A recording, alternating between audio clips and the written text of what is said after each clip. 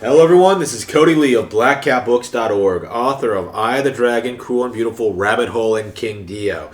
Last night, I talked extensively about the success of Nintendo Switch Online, about how it now has 32 million subscribers, how it's successful, how it will continue being successful in the future, how Nintendo has won the console generation, how the Pretendos could not downplay the success of Nintendo Switch Online in spite of their very best attempts at doing so.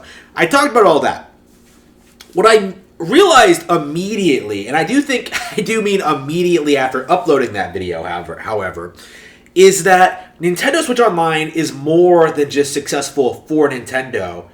It's actually outperforming Xbox Game Pass. That's right. Xbox Game Pass only has about 18 million subscribers compared to Nintendo Switch Online's 32 million. So that is a huge, huge gap, right, between Game Pass and Nintendo Switch Online, right? And that's a really interesting little bit of information there for me because, you know, if you looked on message boards like NeoGAF or propaganda outlets like Twitter or YouTube, you had this impression. You were given this impression by game journalists, people like Angry Joe, people like Emily Rogers, people like that, right? You know, influencers in the sphere that Xbox Game Pass was a good deal. It was one of the best services in the industry. Microsoft was really hitting out of the park with this, that it was a really engaging, fascinating, innovative new way to play games. Like lots and lots of shilling, lots of promotion, lots of attempts at trying to sell you this service. The reality is quite a bit different. As as a subscriber to Xbox Game Pass, can attest to. There is no reason, fundamentally no reason, to pay for Xbox Game Pass because it is always going to be cheaper for the vast majority of the consumer base to simply just buy the games you want. Like, you can subscribe to Hollow Knight and play, you can pay $15 and subscribe to Game Pass and get Hollow Knight. Why wouldn't you just pay the $15 to play Hollow Knight, right? Like, for the vast majority of the audience, there's no appeal to Xbox Game Pass because it's the entire library of games is simultaneously extremely esoteric, extremely varied, but not widespread enough. You know what I mean? Like, not everything is on there. And if you get addicted to playing a game, right? Like if you're like me and play something like, say, The Messenger, and then wake up one day to realize that you can't play it anymore because it's gone from the service, like, you're shit out of luck, right? And that to me suggests that Game Pass just doesn't have any real value, right? Fundamentally does not have any value because, generally speaking, if you're really, really looking forward to a game, stuff like Elden Ring, stuff like, the Elder Scrolls 6 or whatever, you're going to just want to buy the $60 game because you're not going to want to run the risk of it going offline. And what's more, games are so sporadic, like major game releases are so sporadic, it would be cheaper to simply just buy the games outright, no matter how expensive they are. Like, unless you're like me and literally play everything, just to shit on it, right? Unless you're like that, there is no appeal to Game Pass. You are better off just buying the games. Now, with Nintendo Switch Online, this is a service, this is the online play service tied into an emulation machine, an emulation subscription. So if you subscribe to Nintendo Switch Online, the base model, you get access to online play, a couple of deals. I believe you get like free trials for certain games. The World Ends With You is being made available on the 10th, I believe. That's kind of interesting. You get stuff like that, and you get Nintendo Entertainment System and Super Nintendo games. Great stuff. Some of the best games ever made on that service. And like if you expand it with the N64 expansion, you get some of the best games ever made with Ocarina and stuff like that. And that library will continue to grow and expand too.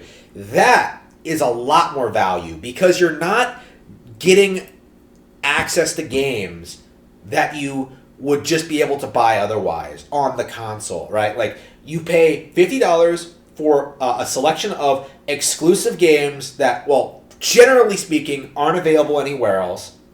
And and don't really leave the service. That is a big, big, big thing that I don't think a lot of people are talking about when it comes to Nintendo Switch Online right now, is that games do not leave the service. Once they're on there, they're going to stay on there for good. It's only going to be a matter of time until Nintendo gets every NES game, every Super Nintendo game, and every N64 game on there. Do you realize how huge that's going to be? Do you realize how big it's going to be to have like 3 Nintendo consoles under this subscription service? Like some of the best games ever made, like available for $50 a year. You're not going to be able to get through all of them, you know, in a short period of time, and you're going to want to like be subscribed to the service to get like more games as they come out. But like eventually, you know, games like Secret of Mana will come out. There'll be like Final Fantasy 4 and 6s. There'll be like, you know, all the Mega Man X games, Castlevanias. Like the list will go on and on and on and on. You will constantly be exposed to new content. You'll constantly be exposed to exciting new games from retro games, and you can experience stuff that you might not have even thought about trying. You know, like classic sports games are the example I always use as being something that people would not typically buy on a Nintendo eShop, for example. So just having them tied into, just having every game tied into a service is going to be a big deal, especially, and I do think people are underestimating this too, especially when you start adding in the fact that there are more Nintendo consoles that they could put on there. We could see Virtual Boy games re-released for the first time. We could see Game Boy games being re-released soon. Game Boy Advance games people were talking about recently. You have, you know, GameCube, Wii U. Like, eventually, I think Nintendo's entire legacy content is going to be behind this one yearly subscription fee. And on top of that, they'll be constantly re-releasing new games. So at their full $60 price tag. So what this means, unlike Game Pass, in which like you have a better option of just buying the games outright, my Switch gives you the best of both worlds, in which it gives you a bigger, better selection of games from better video game platforms through a more affordable subscription service. You know, $50 a year is a lot cheaper than $15 a month for those of you who haven't been keeping track. And you still get like good, new, exciting games every month, it feels like, or every week, I think. I think it's safe to say, with Shin Megami Tensei 5 and Pokemon coming out like within a week of each other. Big, big, big deals. Like Nintendo Switch Online, I think this is the breaking point. I do think the Pretendos have essentially failed to downplay this service and keep it irrelevant, because I don't think they really understand how big of a deal this is, right? So there are 32 million Nintendo Switch subscribers. I did the math. Assuming all of those are from the base model, right? Do you know how much money that is?